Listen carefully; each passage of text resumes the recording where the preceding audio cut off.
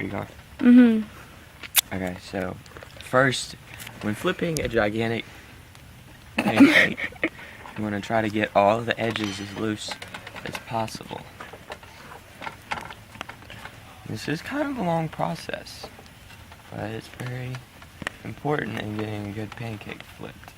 Sometimes when you have a small burner, you have to kind of move your burner to get it all cooked nice and even. Just kind of hold it there for a minute.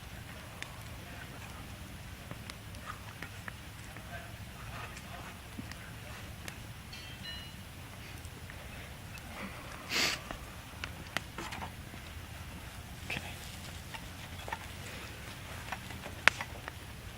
As you can tell, this is a very wet pancake. So now we just want to keep going and getting it nice and loose all the way around. Just keep going. See, it's coming good. It's coming nicely. And we want to go a little bit more underneath there. See, now it's all moving. See that? That's good. It's a good sign.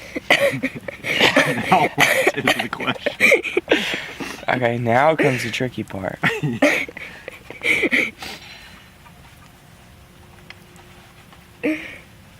I didn't do this. It's gonna rip or something. Okay. I think that side's probably done. Ready? So you want to go. You want to cut back so that it flips over the pancake, and then you just come. This is very tricky.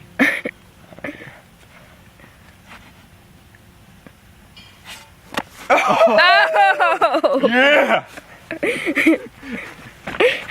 Oh, baby. That's what I'm talking about.